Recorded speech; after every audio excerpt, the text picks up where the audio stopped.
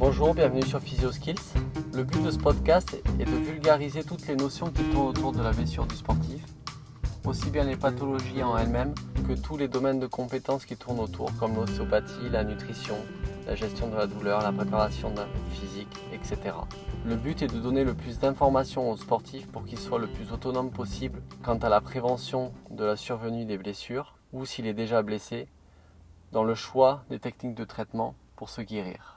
Pour commencer ce podcast, avant d'interviewer des spécialistes dans les différents domaines, je trouvais ça vraiment intéressant d'interviewer un sportif de haut niveau pour qu'il nous livre son expérience quant à la gestion de ses blessures. Donc aujourd'hui, je suis vraiment content d'accueillir Yaroslav Plazil, ex-footballeur professionnel avec plus de 700 matchs professionnels. Au travers de ses blessures, nous allons retracer un petit peu sa carrière, voir comment il a vécu l'apparition de celle-ci, comment il a surmonté ses épreuves difficiles et comment il s'est servi de ces épreuves pour avoir une carrière aussi longue. J'espère que ça vous plaira. Bonne écoute.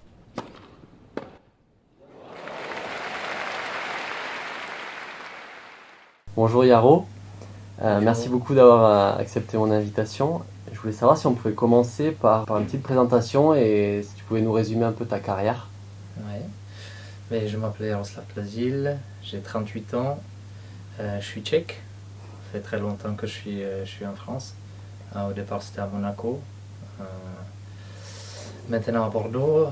Ma carrière, j'ai commencé en République tchèque jusqu'à mes 17 ans. Après je suis parti à Monaco où j'ai fait 8 ans, 6 ans en tant que professionnel. Ensuite je suis parti à Osasuna en Espagne, en première division. Et puis de là j'ai atterri à Bordeaux où je suis depuis 10-11 ans. Et tu avais fait une... Oui, j'ai fait un prêt à Catane en Italie en 2013-2014.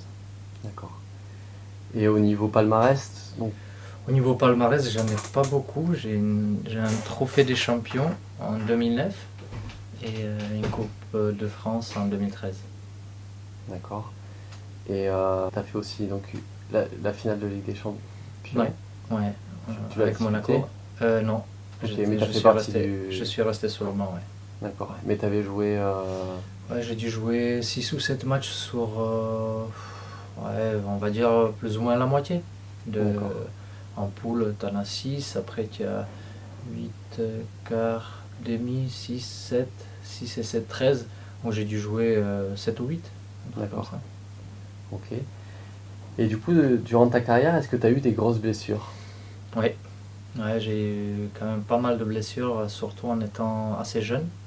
J'ai un problème de naissance à la rotule. Donc j'étais opéré en 2000, quand j'avais 18 ans. T'étais à Monaco ? Ouais. Okay. Et juste une anecdote, c'est exactement la même chose qu'il avait Lilian Thuram à ses deux genoux. Et c'était le même médecin qui l'a opéré, qui m'a opéré également. D'accord. Et tu as eu d'autres grosses blessures ? Oui, après j'ai eu pubalgie pendant 9 mois, j'ai joué avec, c'était horrible. Et c'était à quelle période de ta carrière ? Alors là, ça devait être en 2004. Donc l'année où vous allez en finale ? Ouais, c'est ça. J'ai beaucoup souffert, Ensuite, il y avait le championnat d'Europe avec la République tchèque où le coach il m'a pris dans le groupe et tout. Et là, les derniers mois, juin, juillet, j'ai vraiment souffert. Et du coup, comment tu as réussi à faire passer Tu t'es fait opérer ou... Non, je me suis pas fait opérer. Il y avait un kiné qui est arrivé à Monaco de Nice. Je saurais pas te dire le nom. Et c'est lui qui m'a, on va dire, massé tout autour. J'avais une inflammation de pubis. Du coup, il fallait relâcher un peu tous les muscles autour et essayer de faire le gainage, tout ça pour renforcer cette zone. Ouais. Cette zone. Et tu avais une faiblesse plutôt des abdos avec une raideur des adducteurs ? Non, mais okay. Je pense que ça vient, peut-être que j'étais, on va dire, un petit peu plus fort au niveau abdos que les lombaires. Je D'accord. pense que c'est plutôt ça. Ok. Et donc, du coup, t'as eu ce kiné qui est arrivé, t'as soigné pendant l'intersaison et après t'as pu recommencer Ouais, ou- je suis resté quand même 3 mois et demi ou 4 mois quasiment, où il fallait soigner. Et après, là, il m'a massé, franchement, je pleurais. C'était une douleur vraiment très insoutenable, quoi. Je souffrais à tous les entraînements, je rentrais dedans, mais je pense que c'est ça qui m'a aidé. Et ensuite, j'ai une piqûre anti-inflammatoire dans la zone où et j'ai commencé à faire le gainage, tout ça, et puis c'est passé comme ça. D'accord, mais du coup, tu t'es jamais finalement arrêté pour la pubalgie. Ah si, je me suis arrêté 3 ou 4 mois. Ah oui, quand même. Ouais, ouais. Après la saison Ouais, 2004. ouais. D'accord. Et donc à part donc, cette opération au niveau de la rotule et la pubalgie, tu as eu d'autres Ouais. grosses blessures. Grosse blessure, ouais. En fait, je me suis écrasé le tendon fléchisseur au niveau des sésamoïdes. Et ça, c'était le dernier match de la saison et je retombe un peu sur l'avant-pied et là j'entends cra. Et je pouvais pas marcher. Je pouvais pas marcher. Là, je suis resté aussi, on va dire, pendant peut-être 6 semaines, j'ai dû avoir la botte. Et puis après, ouais, j'ai mis 3 mois et demi D'accord. pour revenir. Je voulais revenir un peu sur la blessure quand tu étais jeune là, en 2000 à Monaco. Tu venais juste d'arriver. Ouais, c'était 6 mois après, ouais. Mais Et- j'ai passé la visite médicale, il n'y avait rien. Pas... Puis par exemple, je pouvais pas rester assis comme ça pendant 30 secondes, quoi. Ouais. Il y avait une douleur un peu là, un peu au-dessus. D'accord. C'était... Et je voulais revenir un peu sur savoir comment tu avais vécu un peu cette indisponibilité, sachant que tu arrives de République tchèque, tu es jeune, puisque tu avais 18 ans. Est-ce que tu as été bien entouré globalement par le club, par le staff, tu as été bien accompagné? Et savoir un peu comment tu avais vécu cette blessure alors que tu viens juste d'arriver dans un club comme Monaco qui à l'époque, enfin, qui est toujours d'ailleurs, mais qui était un grand club. Comment tu as réussi à surmonter ça alors que tu n'avais que 18 ans et que tu étais un jeune étranger finalement? Oui, certes, c'était assez compliqué. Parce que je suis arrivé en septembre, je crois. Et puis à partir de février-mars, j'ai dû m'arrêter. Ah, c'était compliqué, c'était une période compliquée, mais j'ai toujours été soutenu par le club. Pendant 6 mois, on va dire, je suis allé voir, je sais pas, une douzaine de médecins pour avoir un avis. Du coup, c'était plus ou moins partagé. 5, 7, 6, 6, je me rappelle plus très bien. Du coup, là, tu as un dilemme. Est-ce que je me fais opérer ou est-ce que ça va passer? Du coup, bon, j'ai eu la chance d'avoir un super docteur et un super préparateur physique. Qui t'ont aidé à prendre la décision? Oui, qui m'ont préparé pour l'opération. Parce que j'ai beaucoup travaillé avant l'opération pour vraiment travailler mes cuisses pour perdre le moins possible. Bon, déjà, j'en avais pas beaucoup. Et puis en 2000, en septembre, je crois, je me fais opérer. Du coup, je me suis arrêté en février 2000 et j'ai repris en mars 2001, quoi. Oui, donc tu t'es arrêté quasiment. Donc 13 mois. Ouais. Et donc ça. Très compliqué, ouais. Je vais dire, c'est plus les 6 premiers mois qui ont été compliqués.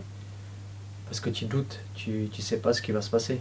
À partir du moment où on avait pris la décision d'opérer, là, dans la tête, c'était beaucoup plus clair. Ouais. C'était, voilà, je me fais opérer, c'est fait, maintenant, à fond la réduc, et puis à revenir le plus vite possible. Mais c'était plus le temps où tu savais pas. Ouais. Aller tous les jours à l'entraînement, de s'asseoir sous le banc et regarder l'entraînement, je peux te dire que là, c'est... Et c'est dur à surmonter à 18 ans. Tu parlais français déjà? Un petit peu. Tu arrivais à communiquer un petit peu avec Ouais, un petit peu, ouais. C'était pas isolé? Non, c'était pas... Non, dès le premier jour, quand je suis arrivé à Monaco, j'étais super bien accueilli. C'était vraiment... les jeunes les jeunes qui sont devenus professionnels comme Toto Schilacci avec LJV.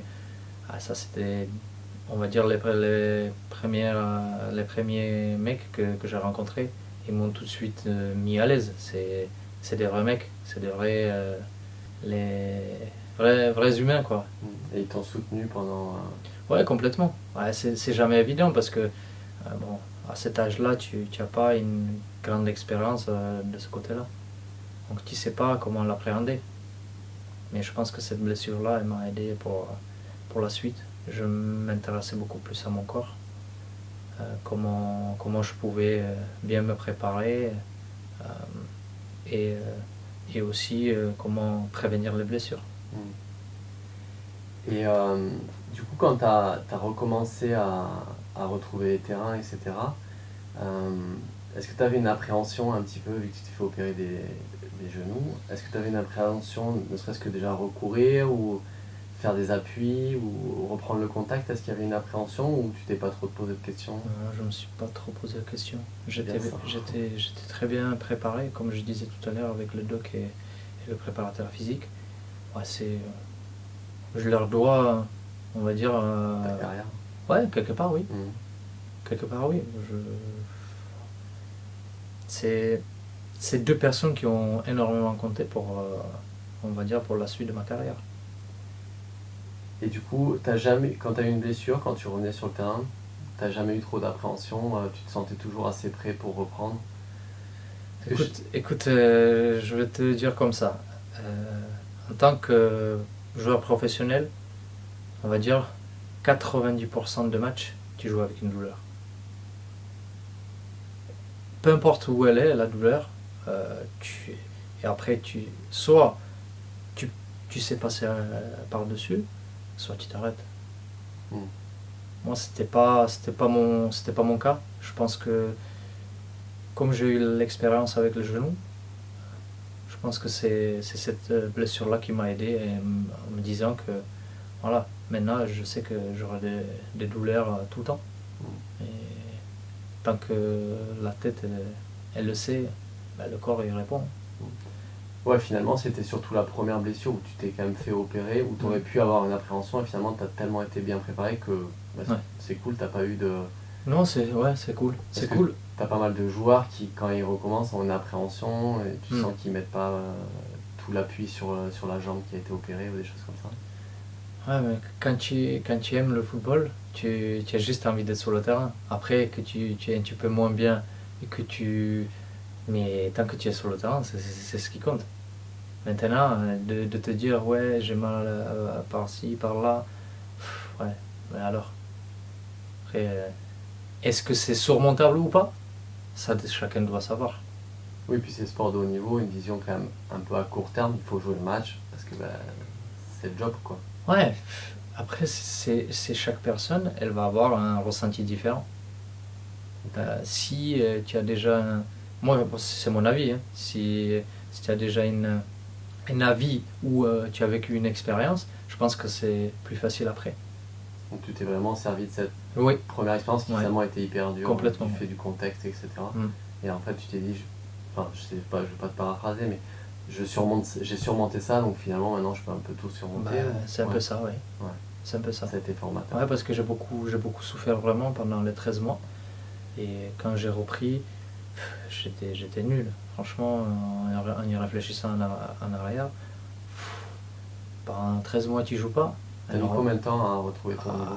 Franchement, beaucoup. Mais j'ai eu la chance de tomber aussi sur un coach en réserve qui me faisait jouer par exemple 50-55 minutes. Dès le début, j'étais nul. Franchement, j'étais nul. J'avais pas des bonnes sensations avec le ballon, tout ça. Quand pendant un an, tu touches pas le ballon, tu n'as pas le rythme. On dit quand tu es blessé 6 mois, il faut 1 an pour revenir. Eh bien, t'imagines? Moi, ça serait 1 an pour revenir. C'était plus ou moins ça. Et cette période-là, elle est difficile aussi à gérer. Ou non, tu jouais et tu te disais, bon, je vais récupérer mon niveau. J'étais inquiet. Hein. Ouais, t'étais inquiet. Ouais, j'étais inquiet. Ouais. Au départ, j'étais vraiment inquiet. Je me disais, mais... Bon. Dans les matchs, c'était pas super.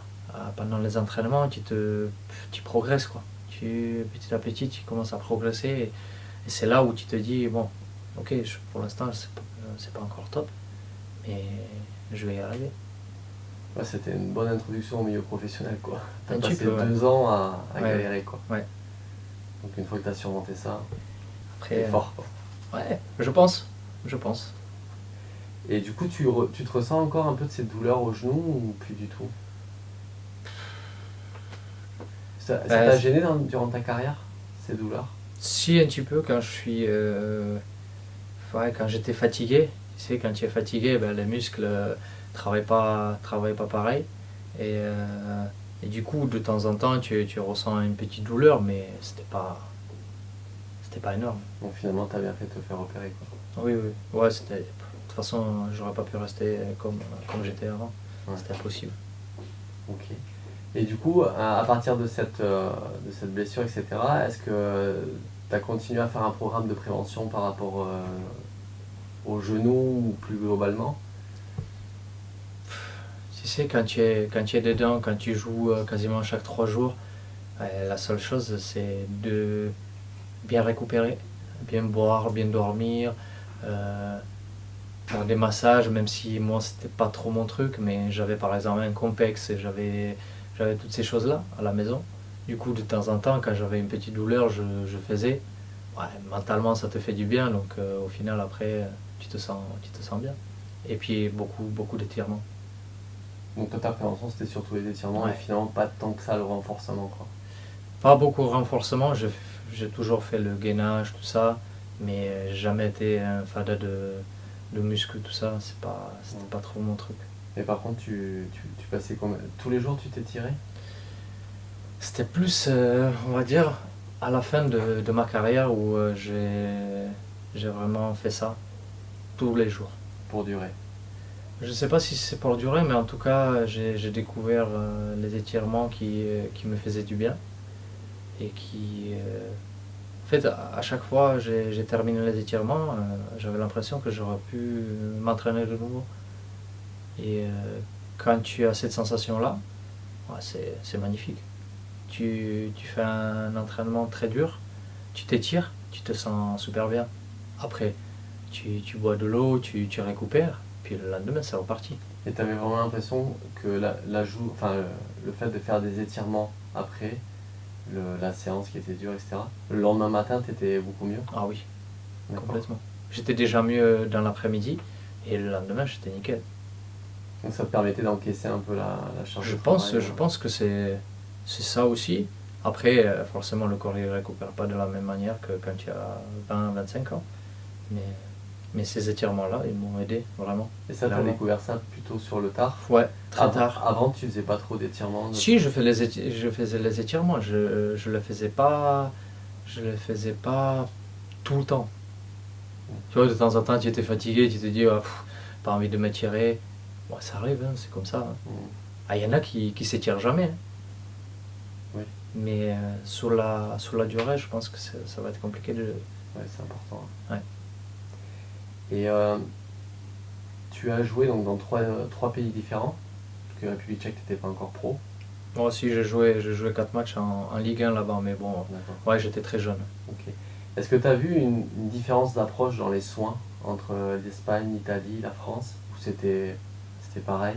Non, en Italie, c'était vraiment poussé. Chacun avait un programme avant l'entraînement qu'il pouvait faire, s'il voulait. C'était un programme de prévention ou Ouais. Donc finalement tu faisais déjà la prévention un petit peu à Catane? Ouais. Et je trouvais ça très intéressant. Il y a des mecs qui travaillent en plus, après l'entraînement par exemple. Non, de ce côté-là, en Italie, c'est vraiment... On va dire, je vais pas dire que c'est plus professionnel, mais quelque part oui. Parce que tu arrives tôt, bon, comme ici en France, 1 heure avant, mais il y en a qui arrivaient encore plus tôt et qui repartaient bien après. Du coup, je trouvais ça un petit peu plus professionnel parce qu'ici, tu arrives, si tu as envie de faire quelque chose, tu fais, si tu n'as pas envie, tu fais pas, tu t'entraînes et tu pars. Oui, et c'était obligatoire à Catane? Enfin, Non, c'était pas obligatoire, mais je pense que le joueur, il a un devoir vis-à-vis des supporters qui mettent beaucoup, beaucoup de pression. Je pense que quelque part, c'est ça. D'accord. Et ce programme de prévention, c'était quoi? Du renforcement, des étirements? Ouais, c'était la muscu des jambes. C'était pas tous les jours pareil. C'était des. Il y a des joueurs qui faisaient, par exemple, 2 ou 3 fois par semaine, ils faisaient le bas, 2 fois ils faisaient le haut. Après, il y avait le gainage. Et après, ensuite, il y avait l'entraînement. Et puis, si il y avait un complément à faire, il le faisait. Et t'as gardé ce programme de prévention une fois que t'es revenu au Girondin ou tu t'en as inspiré ou pas plus que ça? Non, pas plus que ça. Mais je pense que ça va aussi avec le pays. Avec le contexte Ouais. du club, etc. Parce que, mais j'ai toujours travaillé avant l'entraînement, par exemple le gainage ou après. On va dire, c'était ça ma prévention. Je voulais me sentir. Si tu vas dans un duel, même si je suis pas très physique, tout ça, mais au moins d'avoir un peu de répondant, même si j'aimais pas du tout la muscu. Tu vois. C'était pas mon truc. Quand je faisais, je faisais que des tractions. Et ça me plaisait bien. Tu travailles avec le poids de ton corps, tu travailles pas avec les haltères, avec les barres, tout ça. Et tu faisais du poids de charge, que ce soit en Ouais. gainage ou en... Ouais. D'accord, ok. Et du coup, tu parlais du sommeil, de boire de l'eau, etc. Donc du coup, tu as toujours fait attention à ton sommeil et notamment par rapport à l'alcool, etc. Ou il y a des fois tu... Pour le dire vrai, bien sûr que non. Bien sûr que je faisais pas tout le temps attention. De temps en temps, après c'est l'expérience de joueur qui va faire que si tu bois un peu au début de la semaine, c'est pas selon moi, hein, c'est pas très très grave. Après oui, quand tu arrives près de match, j'ai jamais fait. Avant les matchs, enfin la veille de match, j'ai jamais fait. Et on buvait, par exemple en Espagne, on était au verre et on pouvait chacun boire 1 ou 2 verres de vin. Ça, de temps en temps, j'en ai pris un, mais sinon, j'ai jamais bu la veille des matchs. Pour moi, c'était impossible. Oui, sinon tu l'aurais ressenti sur le terrain. Je sais pas, j'ai jamais essayé, du coup on peut pas savoir, mais non, pour moi c'était impossible.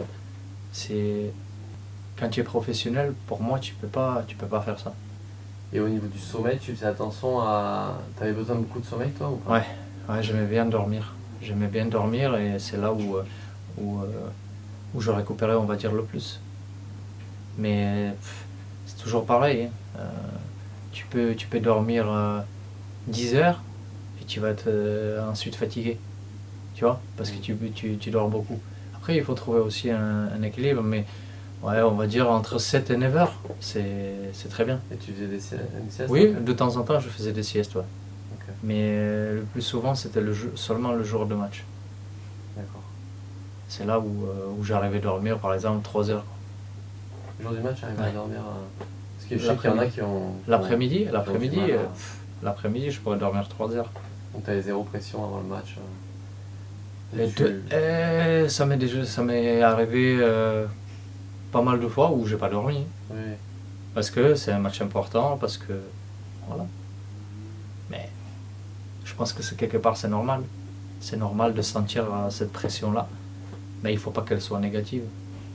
D'accord. Et donc justement, maintenant tu es entraîneur.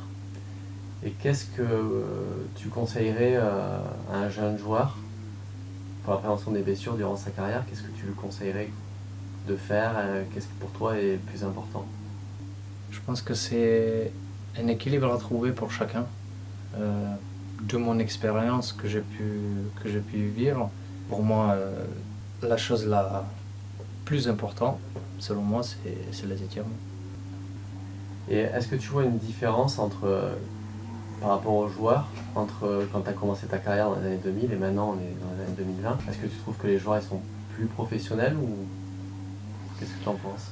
Non, je pense que Je pense qu'ils sont peut-être un petit peu moins professionnels. Ouais. Encore, ça dépend de chacun, comment il entreprend. Mais je pense qu'il y a les joueurs, ils ont plus de qualité. Ils ont plus de qualité individuelle qu'avant. Bon, ça, c'est mon avis. D'accord. C'est individuellement, ils sont au-dessus. Mais malheureusement, le football, c'est un sport collectif et je pense que c'est de ce côté-là que ça a un peu changé. Ils sont un peu plus individualistes. Oui. Et tu trouves qu'ils sont au niveau, donc du coup au niveau prévention, puisque c'est un peu l'objet de ce podcast, tu trouves qu'ils sont un peu moins professionnels qu'avant ou finalement c'est assez variable? Ça dépend de chacun. Ouais. Ça dépend de chacun, mais oui, c'est chacun. Mais chacun a trouvé son équilibre et ça marche pour chacun, ça marche différemment. Ok. Ben, merci beaucoup Yaro. Mais avec plaisir. Merci beaucoup à Yaro de nous avoir fait partager son expérience. J'espère que vous avez apprécié. Si c'est le cas, n'hésitez pas à mettre une petite note sur les différentes plateformes d'écoute de votre choix et à le repartager sur les réseaux sociaux avec vos amis. Si vous avez des questions sur le contenu de cet épisode, vous pouvez me retrouver sous le nom PhysioSkills sur Instagram et Facebook et sous le nom Sébastien Oria sur LinkedIn. J'espère vous retrouver pour de prochains épisodes. Portez-vous bien.